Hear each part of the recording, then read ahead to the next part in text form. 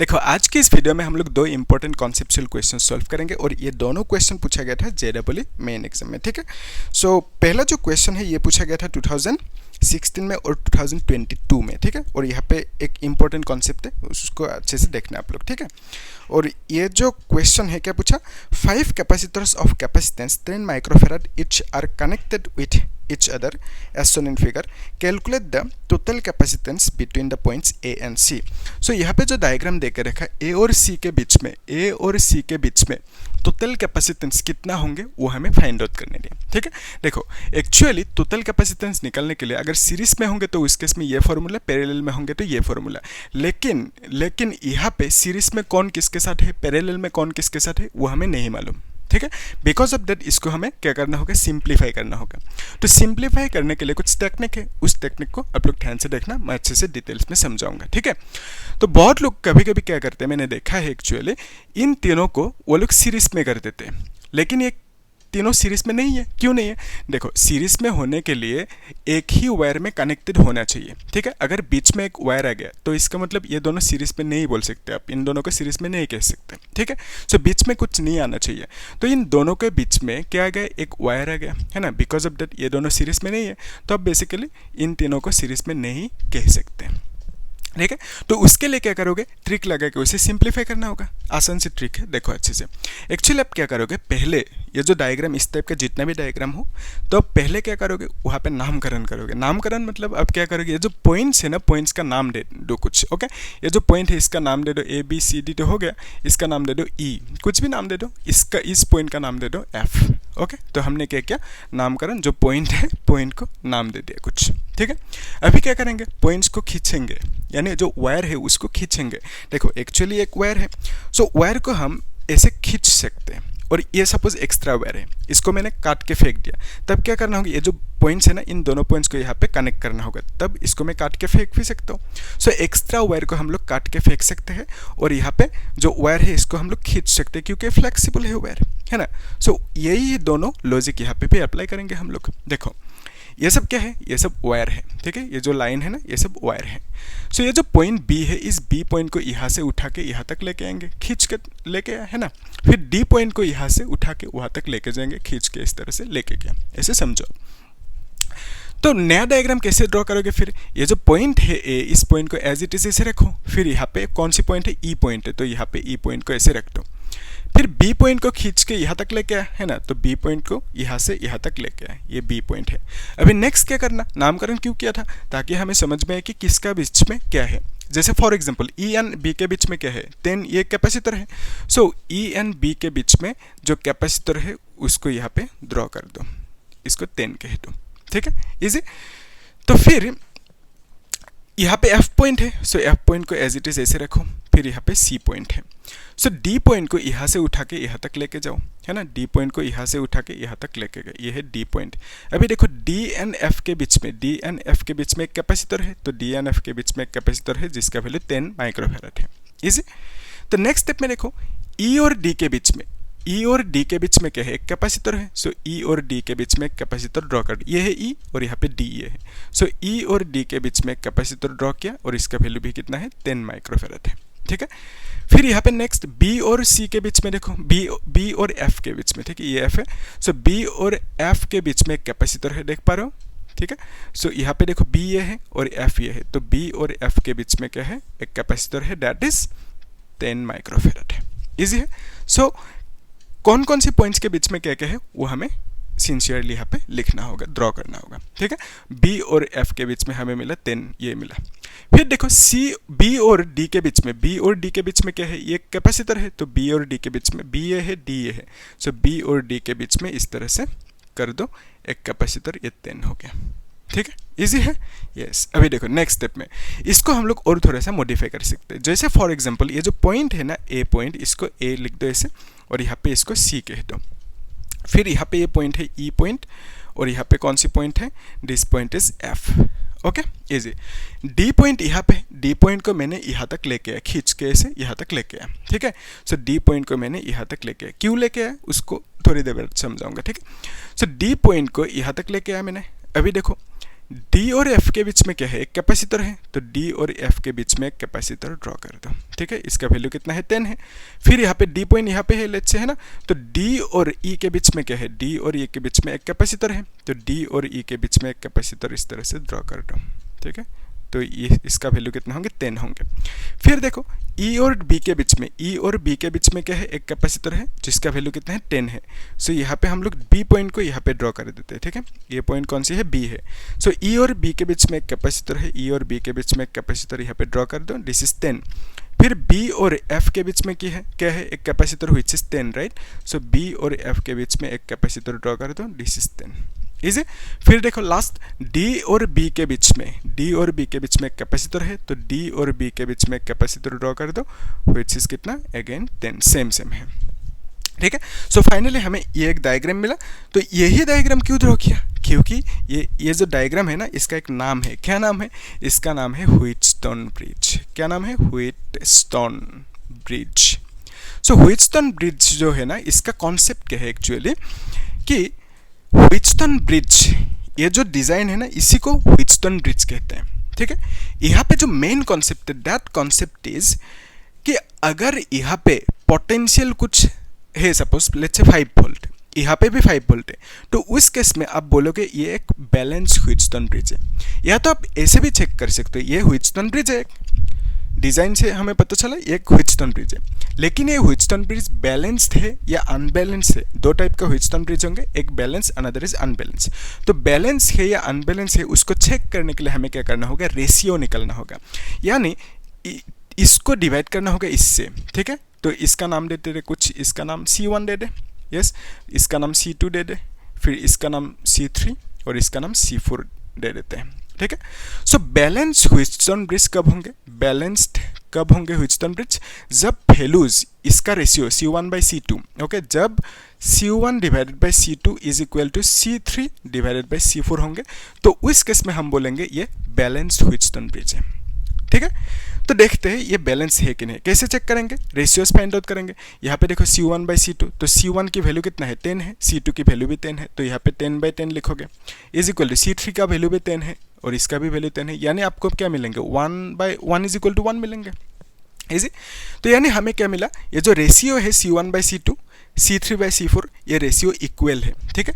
तो जब भी ऐसा मिलेंगे, इक्वल मिलेंगे रेशियो, तो उस केस में हम बोलेंगे ये कौन सी ब्रिज है, बैलेंस्ड व्हीटस्टोन ब्रिज बोलेंगे, ठीक है। आया समझ में। सो बैलेंस्ड व्हीटस्टोन ब्रिज मतलब क्या है कि रेशियो सेम होना होगा। तो यहाँ पे हमने देखा वैल्यूज पुट करने के बाद कि रेशियो सेम है, C1/C2 C3/C4 के साथ इक्वल है, सेम है, यानी आप बोलोगे this is a balanced Wheatstone bridge, ठीक है, इजी है। तो रेशियो को देखा, इक्वल मिला, तो सीधा बैलेंस कह दिया, इजी। सो बैलेंस का मीनिंग क्या है, बैलेंस का मीनिंग ये है कि यहाँ पे जितना पोटेंशियल होंगे, लेट्स से V पोटेंशियल, यहाँ पे भी उतना ही पोटेंशियल होंगे, इसको भी भी लिखना होगा। सो जब भी बैलेंस व्हीटस्टोन ब्रिज होंगे, तो उस केस में इन दोनों पॉइंट्स में क्या होंगे, सेम पोटेंशियल होंगे, ठीक है, याद रहेंगे। सो बैलेंस व्हीटस्टोन ब्रिज मतलब, इसको हम लोग देखेंगे नेक्स्ट चैप्टर जो है ना, करंट इलेक्ट्रिसिटी करंट चैप्टर, उसमें बैलेंस व्हीटस्टोन ब्रिज यानी जो व्हीटस्टोन ब्रिज है एक टॉपिक है वहाँ पे, उसको समझेंगे हम लोग नेक्स्ट चैप्टर में। अभी इस कॉन्सेप्ट को देख लो कि बैलेंस व्हीटस्टोन ब्रिज चेक करना है, कैसे चेक करोगे, आप रेशियो निकालोगे, अगर रेशियो सेम सेम मिला तो उस केस में आप बोलोगे बैलेंस्ड है। तो बैलेंस होने की मीनिंग क्या हुआ, मीनिंग ये हुआ कि इस पॉइंट में जितना पोटेंशियल होंगे, इसमें भी उतना ही पोटेंशियल होंगे, ठीक है। सो एक कॉन्सेप्ट है, कॉन्सेप्ट ये है कि सपोज एक पॉइंट है, इसका नाम है A और एक पॉइंट है, इसका नाम B। अगर इसमें पोटेंशियल लेट्स से 2 वोल्ट है, ठीक है, और इसमें लेट्स से 5 वोल्ट है, सो हम बोलेंगे ये हाई वोल्टेज है and this is low voltage, यानी high potential low potential. So always याद रखना जो बेसिक कॉन्सेप्ट है, दैट इज करंट कहाँ से कहाँ तक फ्लो होंगे, जैसे वाटर हाई से लो तक फ्लो करेंगे, वाटर एक पाइप है, वाटर की pipe, so high to low water pipe से वाटर फ्लो होंगे, ठीक है, ऐसा आप बोल सकते हो। सिमिलरली करंट जो फ्लो होंगे कहाँ से कहाँ तक फ्लो होंगे, हाई पोटेंशियल से लो पोटेंशियल तक, याद रहेंगे। सो ऑलवेज करंट फ्लो होंगे हाई टू लो पोटेंशियल, यानी आप बोलोगे यहाँ पे 5 से 2 volt B to A current flow होंगे, आप ऐसा बोल सकते हो, हाई पोटेंशियल से लो की तरफ करंट फ्लो होंगे, इसी अगर अगर इस ए पॉइंट पे और बी पॉइंट पे लेट्स से पोटेंशियल सेम है, इसमें 2 वोल्ट है, इसमें भी 2 वोल्ट है, सेम पोटेंशियल होने से आप बोलोगे बैलेंस्ड हो गया ये, ठीक है। यानी आप बोलोगे यहाँ पे करंट की फ्लो होगा ही नहीं, ठीक है। तो करंट यहाँ पे फ्लो नहीं होंगे, क्योंकि करंट कब फ्लो होंगे, जब हाई टू लो पोटेंशियल होंगे, ठीक है। सो यहाँ पे सेम सेम पोटेंशियल है तो करंट फ्लो नहीं हो पाएंगे, ठीक है। तो इस केस में करंट अगर फ्लो नहीं होंगे तो उस केस में इसको हम बोलेंगे कि this is a balanced case. तो सेम सेम पोटेंशियल होने से करंट फ्लो नहीं होंगे, है ना। तो यहाँ पे देखो सेम पोटेंशियल है, तो यहाँ पे पोटेंशियल जितना होंगे यहाँ पे भी उतना होंगे। क्यों? क्योंकि हमें मालूम है ये एक बैलेंस व्हीटस्टोन ब्रिज है। बैलेंस है या अनबैलेंस है कैसे चेक किया, रेशियो निकाला, तो रेशियो सेम सेम मिला तो बैलेंस बोल दिया। सो बैलेंस होने की मीनिंग क्या है, यहाँ पे जितना पोटेंशियल यहाँ पे भी उतना ही होंगे पोटेंशियल। तो सेम सेम पोटेंशियल होने से क्या इसके थ्रू ये जो वायर है ना, ये जो कैपेसिटर है, इसके थ्रू क्या करंट फ्लो हो सकते हैं? नहीं हो सकते। क्यों नहीं हो सकते? क्योंकि ये बैलेंस है, मतलब यहाँ पे जितना पोटेंशियल यहाँ पे भी उतना ही पोटेंशियल। तो सेम पोटेंशियल होने से करंट फ्लो नहीं होंगे। अगर इस वायर में से, इस कैपेसिटर में से करंट फ्लो हो ही नहीं रहे, घर पे सपोज आपका एक कुछ वायर है, ठीक है, उस वायर में कुछ करंट फ्लो हुआ ही नहीं, सपोज होते ही नहीं, उस वायर में से करंट फ्लो नहीं होते, तो उस केस में उस वायर को आप क्या करोगे, काट के फेंक दोगे, ठीक है, क्योंकि करंट फ्लो ही नहीं हुआ, काम ही नहीं है उसका कुछ। तो यानी आप बोलोगे यहाँ पे इसके थ्रू अगर करंट फ्लो नहीं होंगे तो इसको हम लोग यहाँ से काट के फेंक सकते हैं, ठीक है, क्योंकि यहाँ पे करंट फ्लो नहीं हुआ। इज सो क्यों नहीं हुआ? क्योंकि बैलेंस्ड व्हीटस्टोन ब्रिज है। तो बैलेंस होने से यहाँ पे जितना पोटेंशियल यहाँ पे भी उतना ही पोटेंशियल, तो सेम सेम पोटेंशियल होंगे तो करंट फ्लो नहीं होंगे, तो करंट फ्लो नहीं होंगे तो इसको काट के फेंक सकते हैं हम लोग, ठीक है, इजी है। बैकर क्यों हुआ है, करंट फ्लो नहीं हो रहा है, क्यों रखेंगे, है ना, तो काट के फेंक दिया। अभी देखो ये दोनों किस में आ गया, ये दोनों आ गया अभी सीरीज में, ठीक है। सो सीरीज में होने से टोटल कैसे निकलेगा दोनों की, 1/c is equal to formula लगा दो, 1/10 प्लस 1/10 लिख दोगे, है ना। तो यहाँ पे आप क्या लिखोगे, 2/10 लिखोगे, यानी आप बोलोगे दिस इज 1/5, यानी c is equal to 5 microfarad बोलोगे, ठीक है। सो दोनों को ऐड करने के बाद 5 मिला। अभी इन दोनों को ऐड करने के बाद कितना मिलेंगे, इन दोनों को ऐड करने के बाद भी 5 ही मिलेंगे, ठीक है। क्यों मिलेंगे? क्योंकि सेम सेम वैल्यू है, ठीक है, सेम कैलकुलेशन, तो 5 ही मिलेंगे। तो अभी देखो दोनों को मिला के कितना मिला, 5 मिला, इन दोनों को मिला के 5 मिला, दोनों को एक कर देते हैं, ठीक है। यानी मैं कह रहा हूँ कि जो पॉइंट है ना, ए पॉइंट, इसको एज इट इज़ रखो, फिर यहाँ पे है इन दोनों को मिला के ऐड करके हमने एक कर दिया, ठीक है। सो इन दोनों को एक कर दिया, कितना होंगे, दोनों की वैल्यू 5 होंगे, ठीक है। तो यहाँ पे 5 लिख दो और यहाँ पे भी 5 होंगे, ठीक है, इजी है, दोनों को ऐड करने के बाद 5 मिला हमें, इजी। तो अभी कौन से कनेक्शन में आ गया, दोनों पैरेलल में। तो पैरेलल में होने से टोटल कैसे निकालोगे, दोनों को ऐड करना है, सिंपल। तो 5 + 5 कितना होंगे, 10 माइक्रोफेरेड होंगे, ठीक है। सो ये जो क्वेश्चन है इसमें क्या पूछा कि ए और सी के बीच में टोटल कैपेसिटेंस कितना होंगे, वो निकलने दिया, तो हमें कितना मिला, 10 माइक्रोफेरेड। इजी क्वेश्चन है, इजी है, ठीक है। तो यहाँ पे जो कॉन्सेप्ट है उस कॉन्सेप्ट को ध्यान से देखना आप लोग, है ना, नोट करना, ठीक है, प्रैक्टिस करना, 2-3 बार प्रैक्टिस करो, आराम से हो जाएंगे, ठीक है। सब कुछ कॉन्सेप्ट का ही खेल है फिजिक्स में। अगर आपको कॉन्सेप्ट डिटेल्स में आ गया, ठीक है, तो इस केस में जितना भी जिस भी टाइप का क्वेश्चन है आराम से आप उसे डील कर सकते हो, ओके, इजी। तो नेक्स्ट क्वेश्चन को आप लोग खुद एक बार ट्राई करो, फिर देखना सोल्यूशन को, ठीक है। क्या पूछा है इस क्वेश्चन में, find the equivalent capacitor of the ladder between points A and B. Okay, इसको मिटा दो अभी, है ना। तो कैसे निकालोगे, इसके लिए एक टेक्निक है, ठीक है, मैं टेक्निक समझा दूंगा अभी। तो यहाँ पे जो लेडर दे के रखा है एक्चुअली ऐसा है कि ये क्वेश्चन पूछा गया था 2021 में भी, 2018 में भी पूछा गया था, ठीक है। इंपॉर्टेंट है कॉन्सेप्ट, आप लोग अच्छे से देखना, ओके। सो यहाँ पे एक कैपेसिटर है इस तरह से, फिर यहाँ पे है इस तरह से, ओके। ये एक कैपेसिटर है, तो ये पॉइंट जो है इसको बी कह दिया, ओके। फिर इस तरह से है, फिर यहाँ पे एक कैपेसिटर है, फिर यहाँ पे एक कैपेसिटर है इस तरह से, ओके, और यहाँ पे एक कैपेसिटर इस तरह से है, ठीक है। अभी देखो यहाँ पे जो कैपेसिटेंस है इसका वैल्यू 2 है, माइक्रोफेरेड में देकर रखा है, इसका भी 2 है माइक्रोफेरेड में, इसका भी 2 माइक्रोफेरेड है, ठीक है। और इसका कितना है, 1 माइक्रोफेरेड, इसका भी 1 माइक्रोफेरेड, और इसका भी 1 माइक्रोफेरेड है, ओके, इसका भी 1 माइक्रोफेरेड देकर रखा। फिर यहाँ पे कुछ डॉट डॉट लगा दिया, ओके, डॉट डॉट। तो ये डॉट डॉट का मीनिंग क्या है, हाँ, हमें क्या पूछा, ए और बी के बीच में टोटल कैपेसिटेंस कितना होंगे, इक्विवेलेंट कैपेसिटेंस, वो हमें फाइंड आउट करना है, ठीक है। और यहाँ पे डॉट डॉट का मीनिंग क्या है, डॉट डॉट का मीनिंग है यहाँ पे और ज़्यादा बहुत सारा कैपेसिटर होंगे, ठीक है। यानी आप बोल सकते हो इन्फिनिटी तक कैपेसिटर होंगे, यहाँ पे बहुत सारा होंगे कैपेसिटर, हमें नहीं पता कितना होंगे, डॉट डॉट लगा दिया, ओके, बहुत सारा है, इजी। अभी देखो यहाँ पे जितना भी कैपेसिटर है, ये जो सिस्टम है ना, ये जो लेदर है, इसमें टोटल कैपेसिटेंस पूछा हमें कितना होंगे। तो यहाँ पे जितना भी कैपेसिटेंसेस हो, जितना भी कैपेसिटर हो, सबको जब हम ऐड करेंगे लास्ट में एक वैल्यू मिलेंगे कुछ, वो नहीं पता हमें, उसको टोटल कह दिया। तो हमने कंसीडर किया पूरा का पूरा जो सिस्टम है वहाँ पे टोटल कैपेसिटेंस कितना मिलेंगे, लेट्स से सी मिला, ठीक है, सी कंसीडर किया, टोटल कैपेसिटेंस पूरा का पूरा सिस्टम में सी कंसीडर किया हमने, इजी, यस। अभी देखो टोटल सी है। अब ऐसे समझो एक सिचुएशन का सिंपल लॉजिक, आपके पास सपोज 100 रुपये, 100 रुपीज़, उसमें से आपने मेरे को कितना दिया, 1 रुपीज़ दे दिया, क्या कुछ फ़र्क पड़ेंगे, नहीं पड़ेंगे, है ना। तो आप बोलोगे कि 1 रुपया गायब हो गया, तो आप बोलोगे कि आपके पास 99 रुपीज़ है, ठीक है, यहाँ तक इजी। सपोज 1 लाख रुपीज़ है, उसमें से 10 रुपीज़ दे दिया, आप बोलोगे कितना है, 1 लाख माइनस 10 रुपीज़, ऐसा आप बोल सकते हो, आपके पास उतना रहेंगे अमाउंट अभी। लेट्स से आपके पास इन्फिनिट मनी है, इन्फिनिट मतलब इन्फिनिट अमाउंट ऑफ पैसा है। उस केस में अगर उसमें से मुझे 2 रुपया दे दिया या 10 रुपया दे दिया, तो आपके पास कितना रहेंगे, क्या बोलोगे, इन्फिनिटी से जितना दिया मेरे को उतना माइनस करोगे।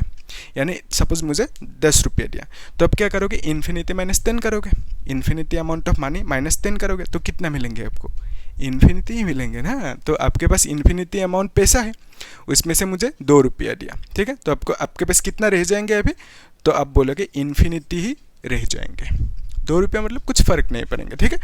सो बेसिकली आप कह सकते हो यहाँ पे जो पूरा का पूरा जो सिस्टम है, पूरा का पूरा सिस्टम में टोटल कैपेसिटेंस जो है उसको हमने सी कह दिया। अगर मैंने इन दोनों को, ये जो दोनों है ना, इन दोनों को मैंने यहाँ से सपोज रिमूव कर दिया, आउट कर दिया, ठीक है, जैसे इन्फिनिटी अमाउंट पैसा था, उसमें से 2 रुपया रिमूव कर दिया। सो सिमिलरली यहाँ पे टोटल कैपेसिटेंस कितना है, सी है, उसमें से हमने इन दोनों कैपेसिटेंसेस को, इन दोनों कैपेसिटर को रिमूव कर दिया, तो बाकी क्या रह जाएंगे, बाकी इतना सा रह जाएंगे, है ना। सो अभी मुझे बोलो इतना कैपेसिटेंस की वैल्यू कितना होंगे, ठीक है, तो इसमें कुछ कैपेसिटेंस होंगे ना टोटल, सो इसका वैल्यू कितना होंगे, अब क्या करोगे, टोटल जितना था, है ना, टोटल सी था, उसमें से इन दोनों को माइनस करोगे तो कुछ मिलेंगे, है ना। ऐसा नहीं बोलोगे, क्यों, क्योंकि ये कॉन्सेप्ट लगाओगे यहाँ पे। तो ये कॉन्सेप्ट क्या है, तो यहाँ पे इन्फिनिट नंबर ऑफ कैपेसिटेंस है, कैसे पता चला, क्योंकि यहाँ पे डॉट डॉट है, तो डॉट डॉट मतलब बहुत सारा होंगे, अप टू इन्फिनिटी बहुत सारा कैपेसिटेंस है यहाँ पे। सो टोटल कैपेसिटेंस की वैल्यू सी है, उसमें से आपने इन दोनों को गायब कर दिया, रिमूव कर दिया, तो उस केस में जो रहेंगे वो कितना रहेंगे, सी ही रहेंगे ना, टोटल ही रहेंगे, सी मतलब जितना था पहले उतना ही रहेंगे, ठीक है। So total capacitance let's say infinity है, उसमें से इन दोनों को रिमूव कर दिया, सो कितना रहेंगे आपके पास, टोटल इतना सा रहेंगे। सो इतना सा ये जो रह गया ना, इसको ही आप क्या बोलोगे, सी बोलोगे, ठीक है, इजी, जैसे यहाँ पे इन्फिनिटी बोल दिया, ठीक है, नहीं है समझ में, सिंपल रखो, एकदम सिंपल रखो कि टोटल पूरा का पूरा इसमें कैपेसिटेंस की वैल्यू कितना है, दैट इज सी हमने कंसीडर किया, उसमें से हमने इन दोनों को रिमूव कर दिया, तो बाकी जो रह गया, बाकी कितना रह गया, इतना रह गया, तो इसका वैल्यू भी कितना होंगे, सी ही होंगे, ठीक है। सो बहुत सारा कैपेसिटर में से 2 को गायब कर दोगे तो कुछ फर्क नहीं पड़ेंगे, आप ऐसा बोल सकते हो, ठीक है, ईजी है। अभी ध्यान से देखो, अगर हमने इन सब को कनेक्ट करके एक बना दिया सपोज, तो उस केस में टोटल कितना मिलेंगे, इन सब को कनेक्ट करने के बाद सी मिलेंगे। तो नया डायग्राम इस तरह से हम लोग ड्रॉ कर सकते हैं, ये जो पॉइंट है ए और यहाँ पे ये पॉइंट है बी, और इसको हमने कह दिया 2 माइक्रोफेराड, और यहाँ पे एक है दिस इज 1, इस तरह से, ठीक है। सो हमने क्या किया, इन सब को ऐड करके एक बना दिया इस तरह से, ठीक है, और इसका वैल्यू 1 है, इजी। सो इन सब को ऐड करने के बाद एक बना दिया, यानी आप बोल सकते हो कि this is nothing but this, है कि नहीं, इजी।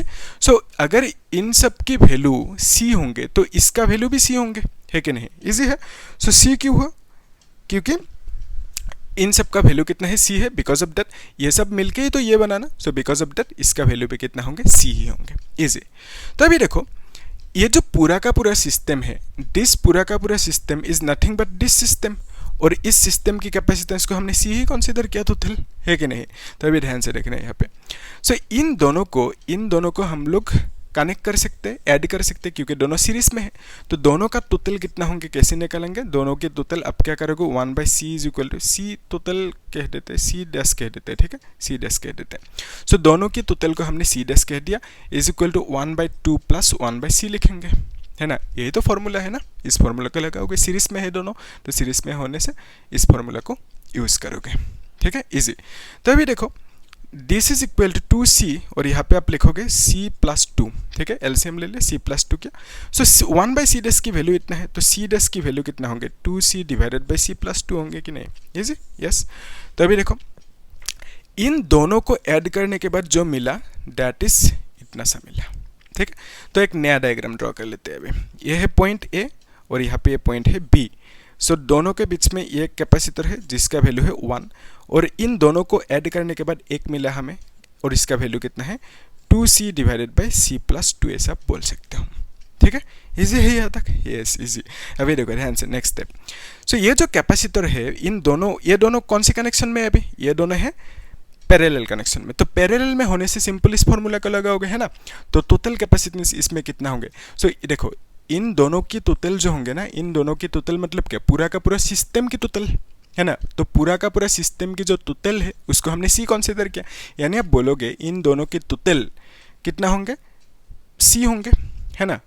तो क्योंकि ये दोनों मिलके मतलब पूरा का पूरा सिस्टम हो गया ना, तो पूरा का पूरा सिस्टम की टोटल है C and this is equal to आप लिखोगे दोनों को सिंपल ऐड कर दो 1 plus 2c divided by c plus 2 कर दो, ठीक है। तो बेसिकली ऐसे समझो कि ये दोनों पैरेलल में है, दोनों की टोटल कैसे निकालोगे, सिंपली दोनों को प्लस करो। तो हमने दोनों को प्लस किया, करने के बाद क्या मिलेंगे, टोटल मिलेंगे। टोटल मतलब क्या है, पूरा का पूरा सिस्टम की टोटल, है कि नहीं, क्योंकि पूरा का पूरा सिस्टम मतलब क्या है, ये दोनों ही तो है कि नहीं। तो यहाँ पे आप बोलोगे दोनों की टोटल यानी पूरा का पूरा सिस्टम की टोटल, और पूरा का पूरा सिस्टम की टोटल कितना कंसीडर किया हमने, सी कंसीडर किया, तो यहाँ पे सी लिख दिया, इजी। तो देखो नेक्स्ट स्टेप में क्या करोगे, इसको इस साइड लेके आओ, ठीक है, यानी मैं कह रहा हूँ सी को एज इट इज रखो, 2c बाई c प्लस 2 रखो इज इक्वल टू 1 कर दो, ठीक है। तो अब इसको सिंप्लीफाई करना है, सिंप्लीफाई करने के बाद आ जाएंगे आंसर, है ना। तो यहाँ पे कर सकते हैं, देखो एलसीएम ले सकते हो आप, एलसीएम लेने से c प्लस 2 एलसीएम लोगे तो यहाँ पे देखो इसको कैलकुलेट करोगे, c इंटू सी स्क्वायर होंगे प्लस यहाँ पे 2c होंगे, फिर यहाँ पे माइनस 2c होंगे इज इक्वल टू 1। अभी देखो ये क्या हुआ, this is 2c minus 2c, तो ये कैंसिल आउट होंगे, है ना। तो इसको इस साइड लेके जाओ, तो हम लिख सकते हैं कि c square is equal to c plus 2 ऐसे लिख सकते हैं, ठीक है। इसको इस साइड लेके आए, इजी। तो हमें क्या मिला है अभी, क्वाड्रेटिक इक्वेशन। सो अगर इस इक्वेशन को सॉल्व करेंगे तो उस केस में c का वैल्यू मिल जाएंगे हमें। तो वही पूछा हमें c का वैल्यू यानी टोटल कैपेसिटेंस c का वैल्यू, वो हमें पूछा कितना होंगे, वो हमें फाइंड आउट करना है अभी, ठीक है, इजी। तो कैसे करेंगे, इसको सॉल्व करते, देखो इजी है, आप कर सकते हो, c को इधर लेके आओ और माइनस 2 इज इक्वल टू 0 कर दो, है ना, इजी, कितना इजी। तो इसको अभी क्या करना है, स्प्लिट करना है, splitting the middle term method लगा दो, क्लास 10 में जो पढ़े हो ना, स्प्लिटिंग 9 में भी पढ़े हो, क्वाड्रेटिक इक्वेशन सॉल्व करना, splitting the middle term method. तो इसको आप लिख सकते हो 2c प्लस 1c लिख सकते हो, ठीक है। तो कितना मिलेंगे, माइनस 1c मिलेंगे, तो यहाँ पे 2 इज इक्वल टू 0 कर दिया, तो यहाँ पे c स्क्वायर, इजी। तो अभी कॉमन ले सकते हैं ना, कुछ क्या कॉमन लगे, c को कॉमन लिया माइनस 2 लिखा, फिर यहाँ पे प्लस 1 को कॉमन लिया c माइनस 2 लिखा is equal to 0। So from here ये और ये सेम सेम है, तो c माइनस 2 को कॉमन लिया तो हम लिख सकते हैं c plus 1 is equal to 0। So from here we can say c minus 2 is equal to 0 और c plus 1 is equal to 0। तो यहाँ से हम लिख सकते हैं c is equal to 2 microfarad और लिख सकते हैं c is equal to minus 1 microfarad, ठीक है। सो कैपेसिटेंस की वैल्यू, टोटल कैपेसिटेंस c की वैल्यू कितना है, दो है, one is 2 microfarad another is minus 1 microfarad. कौन सी लेंगे, तो हम लोग चूज करेंगे इसको, क्यों, क्योंकि यहाँ पे पॉजिटिव है और यहाँ पे नेगेटिव है, बिकॉज ऑफ दैट इसको चूज नहीं करेंगे, क्यों, क्योंकि कैपेसिटेंस की वैल्यू नेगेटिव में नहीं हो सकता, ठीक है। सो यहाँ पे नेगेटिव में है तो इसको हम लोग नहीं ले सकते, तो हम लोग कंसीडर करेंगे इस वैल्यू को क्योंकि ये पॉजिटिव में है, ठीक है, इजी है। सो कैपेसिटेंस की वैल्यू नेगेटिव में नहीं हो सकता, बिकॉज ऑफ दैट माइनस 1 नहीं होंगे टोटल कैपेसिटेंस। सो यहाँ पे हमें क्या पूछा था, टोटल कैपेसिटेंस की वैल्यू वो हमें कितना मिला, 2 माइक्रोफेराड मिला, ठीक है, इजी है क्वेश्चन। तो एक्चुअली देखो दिखने में डायग्राम खतरनाक है लेकिन इजी है, थोड़ा सा तो प्रैक्टिस करना होगा आपको, है ना। तो आप लोग प्रैक्टिस करना, कॉन्सेप्ट को डाइजेस्ट करना, जो समझा वहाँ पे लिखने के बाद वो डाइजेस्ट होंगे, है ना। तो इसलिए तो लिखना होता है, प्रैक्टिस करना होता है ना। जब जो पढ़ते हो उसको डाइजेस्ट भी करना होता है, सो उसके लिए आपको प्रैक्टिस करना होगा, ठीक है। तो आप लोगों को कुछ अगर डाउट है तो पूछना। हम लोग नेक्स्ट क्लास में और 2 इंपॉर्टेंट क्वेश्चन सॉल्व करेंगे, कॉन्सेप्चुअल हुआ दोनों क्वेश्चन, उसको भी मैंने चूज़ करके रखा था, तो नेक्स्ट क्लास में करेंगे वो सब, ठीक है। फिर हम लोग जो एक टॉपिक है ना, आई थिंक नीट की क्वेश्चन सॉल्व कर लेते हैं कुछ, ठीक है। तो नेक्स्ट क्लास में नीट की भी क्वेश्चन सॉल्व करेंगे, PYQ कुछ है इंपॉर्टेंट इस टॉपिक के ऊपर based, that is combination of capacitor, ठीक है। तो देखेंगे नेक्स्ट क्लास में। तो आप लोग चैनल को सब्सक्राइब करना, कुछ डाउट है तो पूछना, ठीक है। Thank you.